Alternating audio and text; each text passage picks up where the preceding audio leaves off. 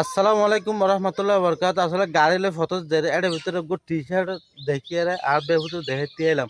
আর বেহুতে T shirt মে লেখা আছে খাদে মানে গাউসিয়া মেজবান্ডারি সৈয়দ মোহাম্মদ দিদারুল হক মেজবান্ডারি গাউসিয়া আহমদিয়া মঞ্জিল। তার মানে এবার টি শার্ট দিয়ে বুঝা যাচ্ছে এবার গলদা হাদাম হরিয়ের ওই সৈয়দ দিদারুল হক মেজবান্ডারির সয়নুজ্ঞা হাদামের রাস্তার মধ্যে ঘুরে ফিরে ঘরে কেউ বা যেত এটা হাদাম মঞ্জিল তল না হতা এটাকে আরে কি কর এটা হ আর বুঝে হ ছুটি যাচ্ছি ছুটি ছুটি হদিন আছে ছুটি আগামী শনিবারে যাইব।